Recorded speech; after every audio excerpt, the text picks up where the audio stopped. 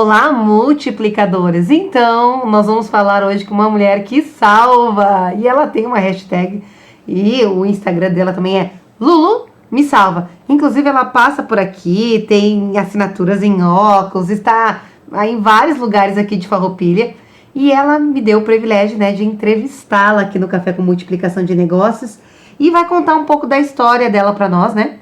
Como ela vem multiplicando o negócio tão jovem, essa rostinho de menina, meu Deus do céu. Mas não se engane, essa mulher já tem 3 graduações, né? Então, aí trazendo aí do universo. Se apresenta para os multiplicadores. Prazer, multiplicadores! Olá, pessoas! Obrigada a mim pelo convite. Prazer, eu sou a Lulu, do Lulu Me Salva. Meu nome é Luísa Daiprá. Eu tenho Lulu Me Salva Expertise em Estética, que é uma empresa de gestão pautada em 3 pilares, que é financeiro, comercial e experiência do cliente, visando, logicamente, uma gestão muito mais coerente e também com soluções como assistência virtual para os profissionais que estão aí expandindo suas equipes e os seus negócios. Então, agora tu trouxe essa solução voltada para a estética. O que tu... Antes de eu entrar nessa pergunta, eu quero saber dela. Conta para nós como é que começou tudo isso, você realmente decidir para essa área. Na verdade, eu sempre fui muito vaidosa. Então, antes de eu trabalhar com gestão estética, eu trabalhei com a estética de fato, né? Eu vivi o mercado. Então, eu comecei empreendendo com 15, 16 anos, no meu quarto fazendo sobrancelhas e maquiando também. Então, a partir dali, eu tive a minha primeira vivência, me formei na escola, né, no ensino médio, fui para a graduação, fiz tecnologia em estética e cosmética na Universidade Fevale, em Novo Hamburgo. Depois fiz meu mestrado em indústria criativa e, mais recentemente, a minha pós em economia comportamental.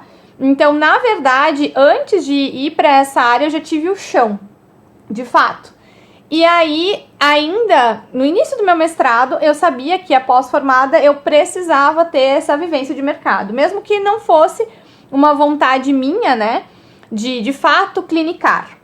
E a partir disso, eu estava dentro de uma clínica, e eu sempre fui muito atenta a todas as oportunidades que eu tinha. E não tinha como as pessoas me conhecerem, né, a nível de confiarem os seus rostos a mim, porque eu era esteticista facial lá. E não dava para confiar 100% em Instagram, né? Isso a gente tá falando de 2017, né? E aí não tinha muito como. E eu disse, bom, as pessoas precisam me conhecer de alguma maneira. E eu vi ali que tinha um espaço da recepção na clínica que era inabitado.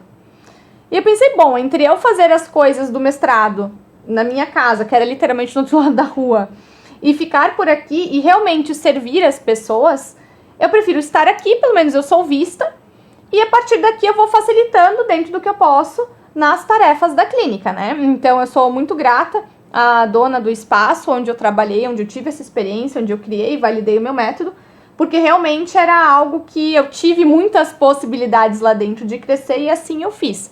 Então, a partir dali, eu fui assumindo algumas funções. Então, poderia abrir a porta, varrer se necessário, servir um café, conversar com as pessoas, me conectar devidamente. E a partir dali, então, assumi esse espaço e aí... Quando tinha os meus agendamentos, aí eu atendia, mas no resto do tempo eu estava ali na recepção, onde eu criei e lapidei o meu método, validei, enfim. Então, basicamente foi assim. E aí, em 2018, fiquei 9 meses mais ou menos. E aí, em 2018, antes disso até, eu saí da recepção, visto que tinha muita demanda na minha agenda. E aí eu disse, bom, ok. Quando eu parei para analisar, eu não estava mais tão feliz assim clinicando, porque nunca foi uma vontade minha, uma paixão, assim, né?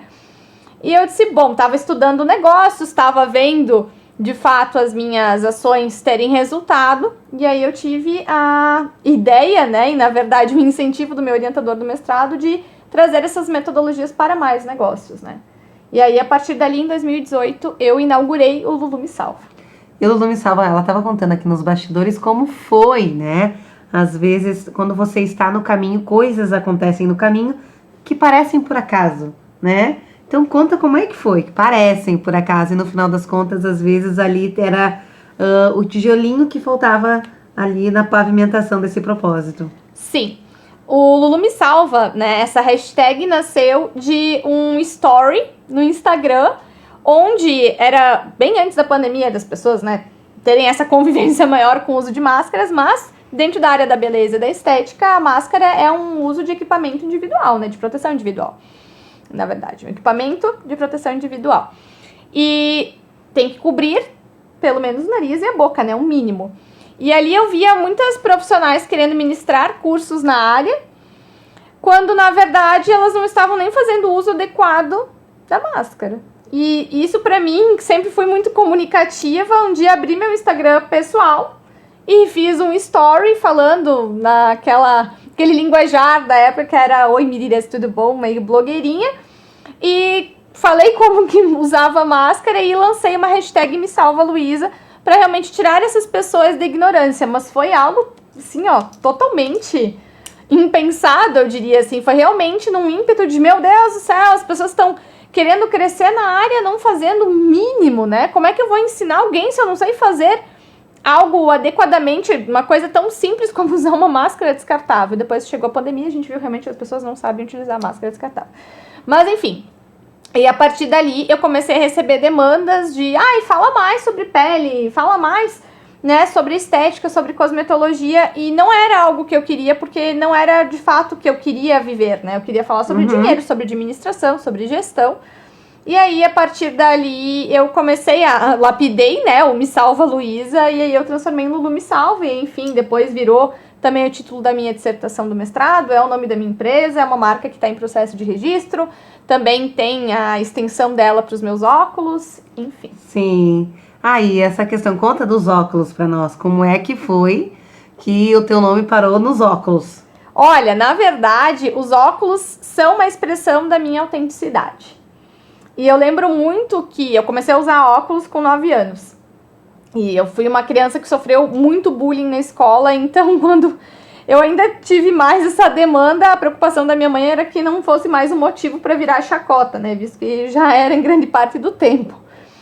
E, enfim, eu sempre tive algo muito mais discretinho. E quando eu comecei a ter mais voz, mais personalidade, eu diria mais coragem, eu passei, né, a me aventurar mais nesse meu gosto pessoal. E chegou no momento que eu trocava de óculos a cada ano. E não tinha mais muitas escolhas, assim, realmente disruptivas. Era algo mais trivial. E aí, a partir do momento que eu escolhi um óculos de armação solar para virar um receituário, que é o óculos de grau, dali em diante eu comecei a inovar. E aí eu comecei a minha coleção de óculos até o momento, coleção pessoal, tá? Não falando da minha linha mesmo. Coleção pessoal, e o meu grau estabilizou, então todos os óculos que eu tenho atualmente, 14, são no mesmo grau. E em 2023, eu tive a ideia de, sempre tive a vontade de fazer algo meu, assim, autoral, além dos serviços. E vendo uma amiga minha que um dia tava usando um óculos que tinha a marca dela, eu falei, nossa, como é que tu tá usando? Tu mesma, né? Que loucura, como é que funciona? Eu queria muito, ela me explicou como funcionava, eu pensei, por que não monetizar um hobby meu, né? Então ali, a partir disso, eu fiz a minha linha e tive o lançamento de 2 drops, inicialmente era uma coleção solar, e atualmente, né, a mais recente foi feita em parceria, inclusive, com uma ótica aqui de Farroupilha, que é a CIO Ótica, minha parceiraça. Então, tá sempre aqui. Vocês vão ver a foto da Lulu passando por aqui. Eu vou estar aqui onipresente, o seu overdose de mim nesse programa. Em todos os programas do Café com Multiplicação de Negócios. Aquela menina que aparece ali nas fotos, usando óculos, é ela, é a Lulu. Sou eu mesmo. Mas você tá em 2 espaços ao mesmo tempo, adorei. E eles são meus parceiraços, assim, tanto que dentro do que eu acredito a nível de autenticidade, né, de entrega, de variedade de produtos, eles entregam realmente muito bem. E surgiu a oportunidade, na verdade, eu propus, e eles super toparam que a gente fizesse uma coleção junto, e então tivemos aí o nosso último drop em parceria, tem ainda alguns exemplares lá. E ali começou o Lulu Me Salva Eyewear, então hoje eu também tenho esse outro espaço de criação de conteúdo onde eu monto looks com os meus óculos diferentões. Que legal! E agora, nós trazendo para esse universo da estética, né, que tu traz de gestão, e tu tem trazendo essa questão do salvamento mesmo, né? E quando a gente fala Lulu Me Salva, dá essa impressão de que a pessoa está cometendo alguma coisa que está levando ela ao fracasso, que está levando a empresa dela ao fracasso. E aí eu queria que tu trouxesse para nós O que mais as pessoas que têm estética, que erros são os erros mais comuns que costumam a ter nos seus negócios, né? Se tu puderes compartilhar com a gente aí, quais que são os erros mais comuns? Tá, primeiro de tudo, a gente precisa cuidar sempre com uma visão do salvamento, porque tem muita gente que acaba atrelando o me salva para só vou pedir o socorro quando realmente estou afundando. Não é essa a ideia é que a gente realmente faça essa prevenção, né? Então a ideia não é buscar o socorro somente quando já está ali tarde demais. A ideia é que a gente faça essa prevenção, que a gente busque esse conhecimento para que a gente consiga prosperar. Então a minha ideia, na verdade, não é salvar, logicamente, mas o meu foco maior é expandir esses negócios através da gestão estratégica. Quais são os principais erros, né? Então, atualmente, o meu enfoque maior é a parte de estética clínica, né? Atualmente, eu não atendo mais tanto a área de embelezamento, então, salões, estúdios, enfim, né? A ideia realmente são clínicas e consultórios. Quais são os principais erros? A falta de organização financeira, acima de qualquer coisa, é um dos erros mais comuns, pela falta de conhecimento na hora da precificação. Então, muitas vezes se foca na técnica e, consequentemente, né, o valor, enfim, deixa assim, tô começando, vou colocar um valor para as pessoas conhecerem meu trabalho, depois eu dou continuidade, quando na verdade não é assim que funciona, né? A gente precisa ter clareza dos nossos dados para que, a partir dali, a gente consiga fazer um planejamento, para que a gente consiga se posicionar à altura, agregar valor no que estamos fazendo e também educar o nosso paciente para que ele veja valor em toda a nossa entrega, do primeiro contato ao último. Então, eu vejo muito que os profissionais acabam privilegiando a parte técnica a nível de conhecimento ou de infraestrutura, considerando que a gestão só vai ser realmente buscada quando apertou demais. Então, poxa, eu já investi em marketing, eu já investi em reforma, já investi em equipamento, já investi em tudo que pude e não estou obtendo retorno. E aí busca, então assim, os meus clientes que buscam esse direcionamento muito mais cedo, às vezes num planejamento, não só da abertura do negócio, bem como de uma gestação da dona do espaço. Então, quando existe esse planejamento, a chance de prosperar é muito maior. E realmente são casos muito mais encantadores de atender do que de fato quando já está lá, né, a deriva, porque não adianta, né? Na pressa as coisas não funcionam muito bem. E quando tu traz a gestão de um negócio, esse teu olhar de gestão, né? A gente que tem negócio tem muito olhar também operacional, porque a gente sabe fazer aquilo, né? No caso, quando eu digo, eu tenho imobiliária Casa Rosa há 9 anos. Mas quando eu abri o meu negócio, eu sabia ser corretora de imóveis. Eu tive que aprender a ser proprietária do meu negócio e pequei muito na gestão. Ai, como eu pequei na gestão! Tudo bem, cometi os meus erros, mas também cometi os meus acertos, né? Aí quando tu traz essa questão numa consultoria de alguém que está começando, que está nesse processo, de alguém que já viu de várias formas o negócio dar certo e dar errado, também no teu caso, antecipa soluções. É isso que tu mais faz. Com certeza, porque a ideia é que a gente crie um negócio de base sólida, que eu falo muito, e autêntico. Porque o empreendedorismo ele é muito sobre autoconhecimento. E o que a gente vê hoje são pessoas que buscam modelos de negócio e modelos de sucesso para que elas consigam se amparar e dali, em função, né, que possam crescer devidamente. Só que nem sempre o teu modelo de negócio vai fazer sentido para mim e vice-versa. Nem sempre a maneira como você comunica vai ser a maneira como eu comunico, vai ser como expressa melhor a minha essência. Parece algo meio clichê, mas eu vejo que o caminho do atalhar, né, de, esse aqui deu certo, então vamos assim. Quando eu comecei o meu negócio, eu comecei a empreender com 15, 16 anos, né? Mas quando eu comecei a empreender com o Lulu Me Salva, antes de eu saber o que eu queria, eu sabia o que eu não queria. E saber o que eu não queria foi o que de fato me levou a me tornar quem sou hoje. E o que é muito legal que tu falou aqui é que tu respeita a essência do negócio. Que às vezes alguns mentores, enfim, algumas consultorias, elas não respeitam que a essência daquele proprietário é essa, né? Então tu vai trazer soluções, mas respeitando a essência daquele negócio, Com certeza. Não é um modelo pronto que tu vai enfiar a goela abaixo, vamos dizer. Não que seja, mas às vezes a gente que tem um certo medo de buscar uma consultoria por medo de perder aquela autenticidade, como tu mesmo falou, né? Não, a pessoa tem a autenticidade dela. A gente vai fazer, traz isso, esmiuça um pouco mais isso para nós.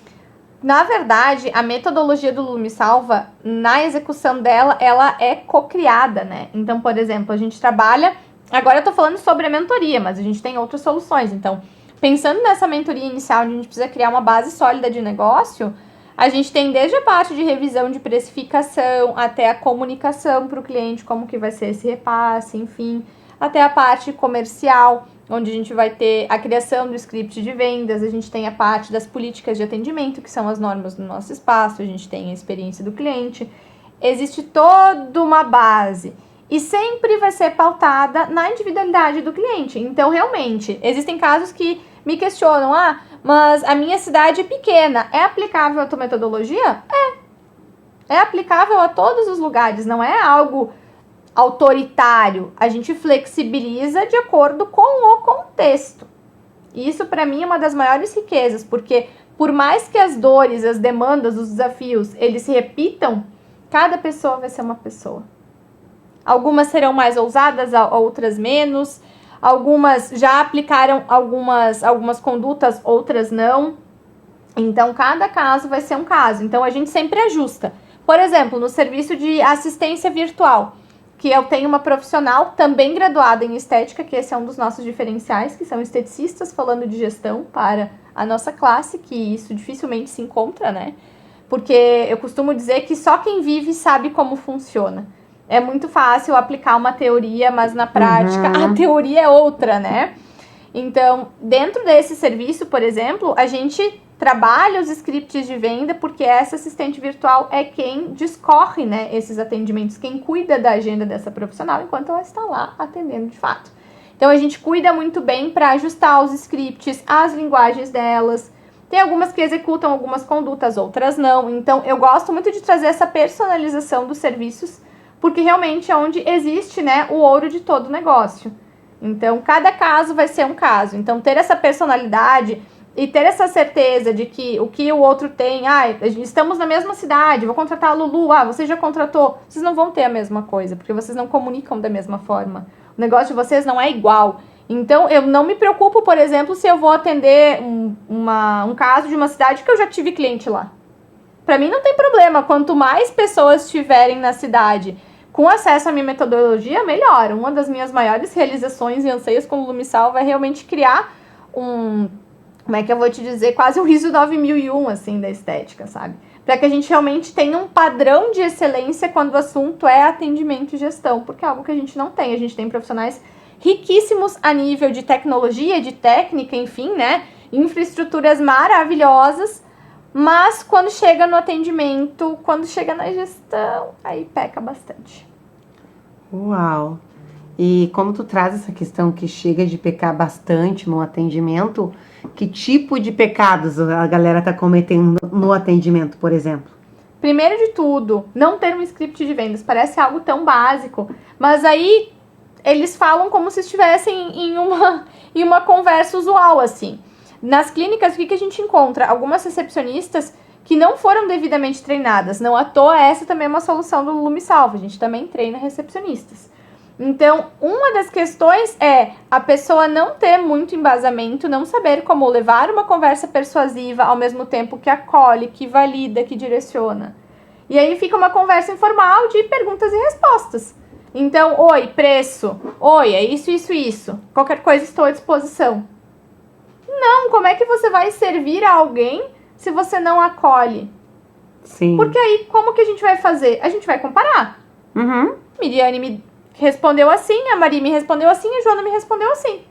Mas a Joana tem um valor menor, todos os trabalhos parecem iguais, porque quem está ali na decisão de compra nem sempre tem todo o repertório a nível cognitivo, né? Desses detalhes para falar, não, aqui a técnica é assim, essa aqui é assado, uma questão mais técnica mesmo. Não tem. Então vai por onde? Todos os trabalhos são bonitos, são do meu agrado, é do meu senso estético, vou nessa aqui que cobra menos. Todos me atenderam igual. Quando a gente fala sobre experiência do cliente, aí o jogo muda. Porque quem vende experiência não vende serviço. Serviço nada mais é do que eu baixar a cabeça, executar o serviço, né? A técnica que você adquiriu ali e vida que segue. A experiência não. Eu vou pensar no nosso primeiro contato do início ao fim. Como é que eu posso escutar essa pessoa? Como é que eu vou acolher, validar, vou direcionar para a melhor escolha dentro do que eu tenho a servir?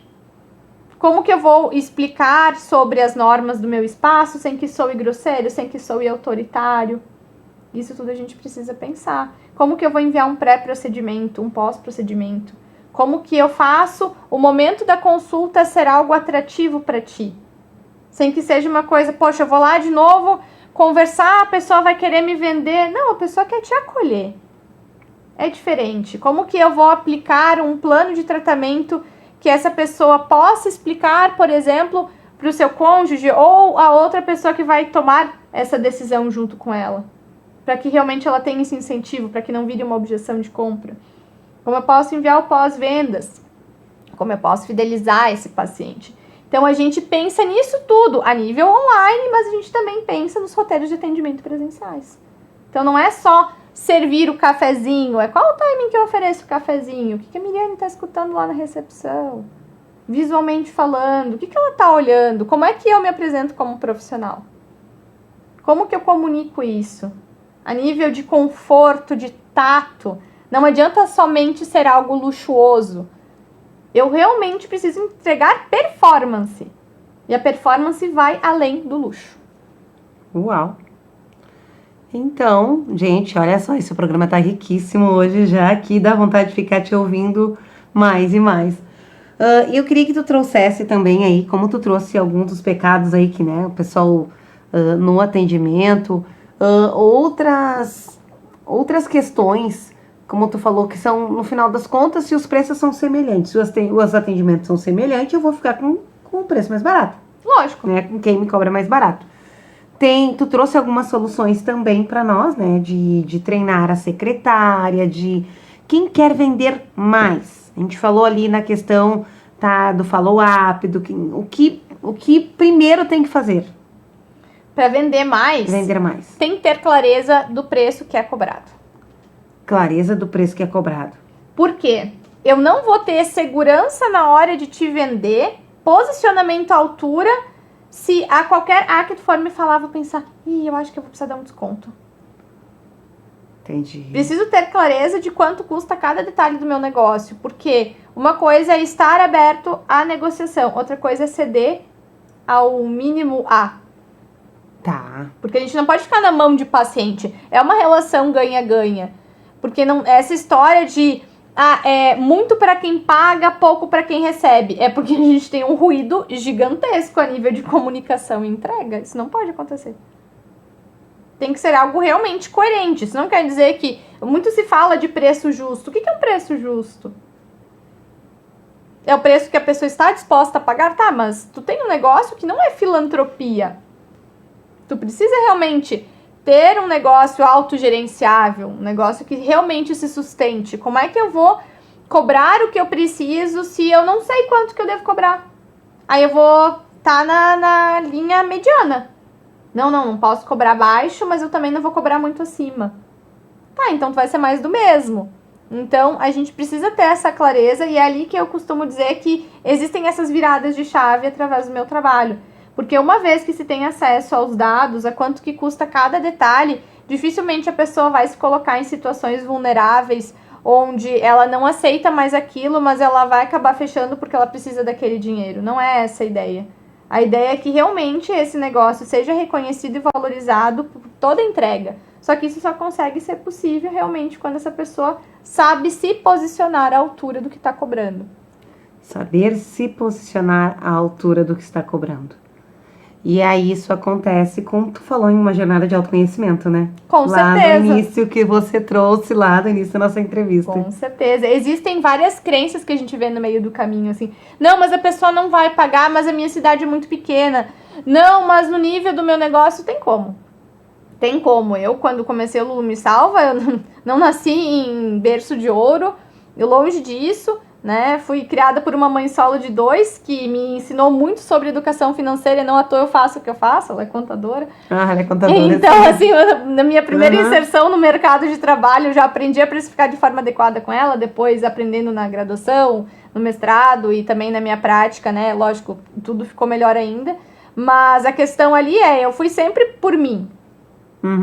Sabe? Então, assim, isso é a prova de que não tem atalho, sabe? Você consegue galgar o seu espaço e fazer a tua carreira sem precisar ter todo esse arsenal por trás. As pessoas, elas vão, de fato, pagar o que você está cobrando, contanto que realmente fique evidente o seu valor. Do contrário, não vai acontecer. Aí realmente vai parecer caro. Então, gente, olha que preciosidades. Eu convido você, Lu, qual que é o teu Instagram para quem quiser te seguir e seguir ouvindo ela mais, né? Seguir absorvendo o material que ela tem também, porque eu quero ouvir muito mais você, né? Como é que faz para ter o acesso? O meu @ nas redes sociais é Lulu Me Salva. Lulu Me Salva. Então, né? Você quiser seguir ouvindo, é só acessar lá o Instagram. E aqui também no Café com Multiplicação de Negócios, nosso Instagram é o Multiplicacão de Negócios, né? Você vai nos encontrar lá. E vejo você então aqui no próximo Café com Multiplicação de Negócios.